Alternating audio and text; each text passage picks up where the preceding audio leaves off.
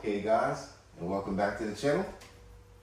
And what we got today is our low frequency 5,000 watt pure sine power inverter. Now the thing I like about this is that, as you can see here, it says AC 110 volt. It also says AC 220 volt, which means that this is a split phase power inverter. Now, the thing that we're here for today is I want to challenge this 5,000 watts because, I don't know, it's not that it's not big enough to produce it. I just don't believe that this can like max out at 10,000 watts and that it can run continuous at 5,000 watts, but we're gonna give it a try and see. This is our 300 amp hour 12 volt battery storage unit. And what happened is I bought a golf cart battery, and the golf cart battery I bought was 15S instead of 16S. So it was a true 48 volt and could not be charged to 51.2 volts or higher, which is where the rest of my 48 volt batteries sit.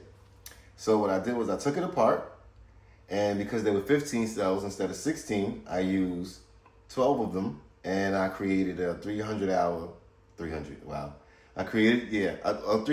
hour battery storage unit.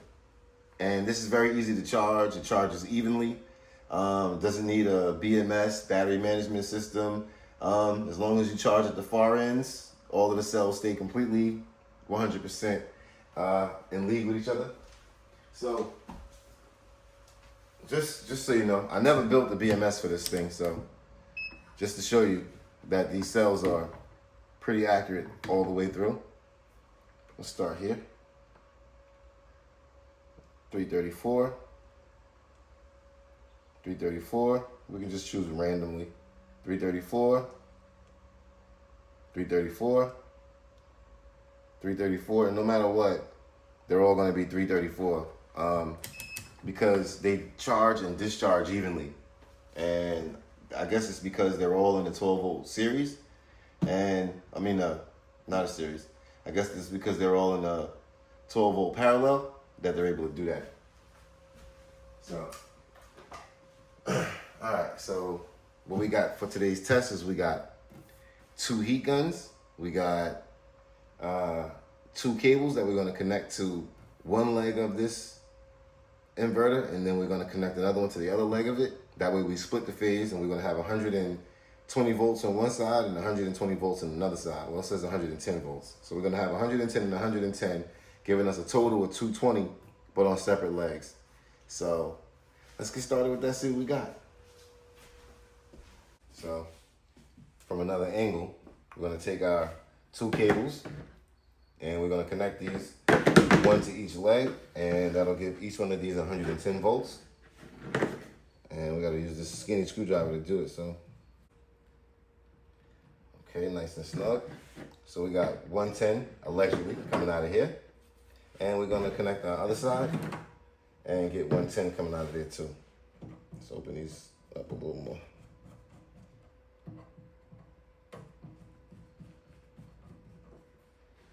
Okay.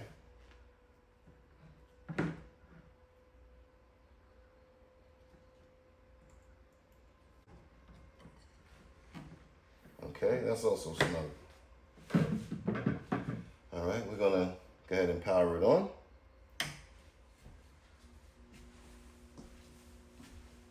Let's zoom out so we can see some of our test kit stuff. All right, hang on. Okay, that's a better angle. And we're gonna go ahead and get our voltage meter in here. Oh, looks like it's got power. Okay, and we're gonna get our other voltage meter in here. Okay, so they both got power. Let's make sure we got them at an angle where they can be seen, because we're getting ready to put these things to the test. Okay, yeah, it's not bad at all. Okay, let's plug in our other heat gun. Now this table is plastic, so I'm gonna have to hold these heat guns in my hand. And you know what? You know what we don't have? We don't have our trusty coffee maker. Let's go get that. Okay. Now with our trusty coffee maker, we can really put some strain on this thing. I love stress testing things that I have to make sure that they can actually hold up to what it is that they clean. Because if it's not, then you know not to go buy it. Let's get some water poured in here. Let's get that ready. Let's get a new pod.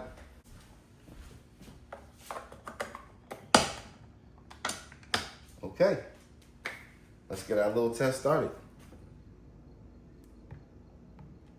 And action.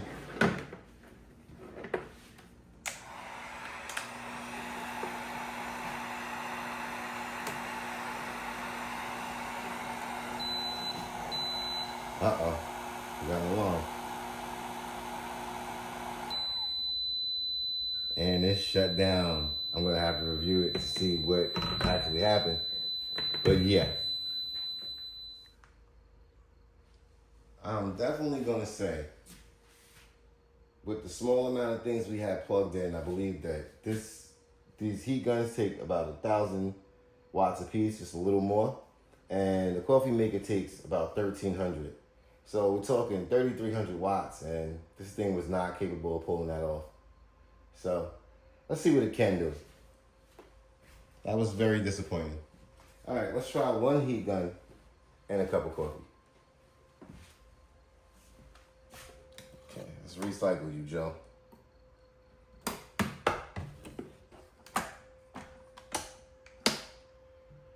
power it back on.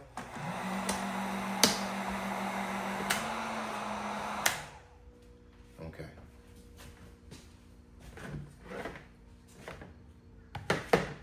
So we're gonna be focused on this one.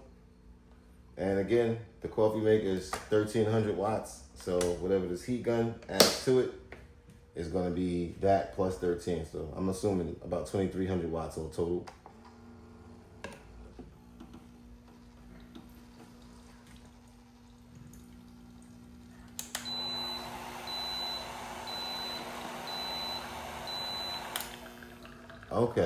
Okay, you know what it might be?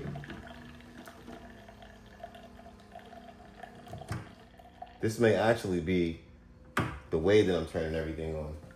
Okay, let's try a different sequence. I'm gonna run you back through one more time, big guy.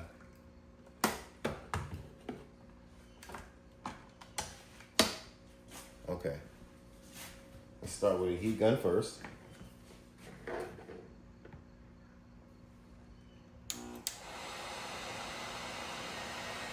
Okay. It's just over 1,000. Let's do our second heat gun. Nice. Now it's taking both heat guns. They're both at about 1,100 watts. Now, coffee maker, when I start that is where we're gonna have our problem. Yep. Okay. Yes, I couldn't do it.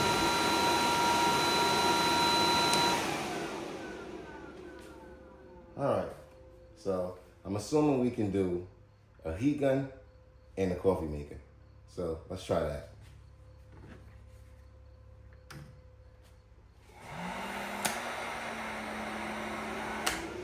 Turn it off.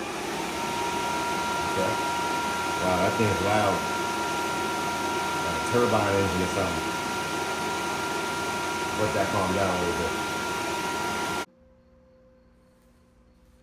Okay, we're gonna start our test with just the coffee maker and the heat gun. So let's go ahead and get that started.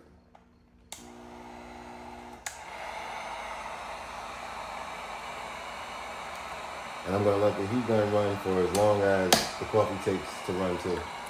As long as it takes to make the coffee. Oh wow, we ran into a problem.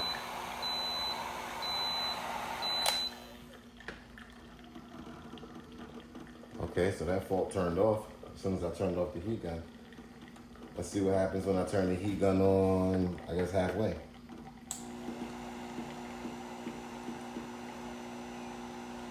Okay, so say they take that, but if I turn it up anymore, that'll be the end of it. How many watts is that using right now? That's only using 450 watts and 13, so seriously, it's like 1700 watts. And it just kicked on to cool off like we putting it through something strenuous. Okay, so next we got our 36 volt XYZ INVT inverter. And this inverter claims that it can put out 1800 watts continuous. So we're gonna see about that.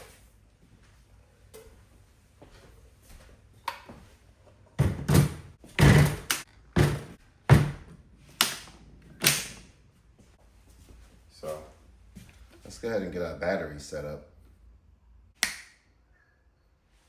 Okay, much better.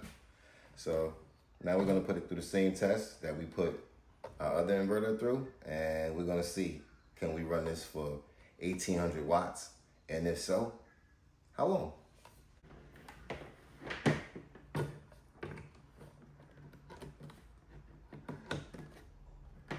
May not be room for two of these. Yeah, it's not. Damn it, man. Okay. Well, since it's only 1800 watts, I got a pretty good idea.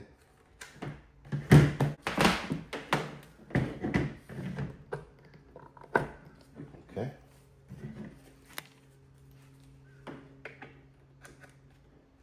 That one has power. And that one has power. I mean, that might even be easier. I like the way this came out even better.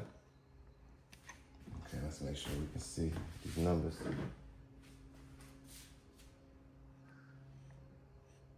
Getting some glare there. There we go. Okay. Let's get our heat gun plugged in. And again, this thing's supposed to be able to surge, I believe, 1800 to 3600, just not continuous. So let's see if it actually lives up to it. And we're starting with heat gun number 1.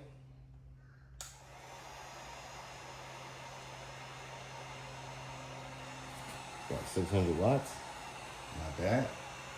Now we're gonna do heat gun number 2, also on low.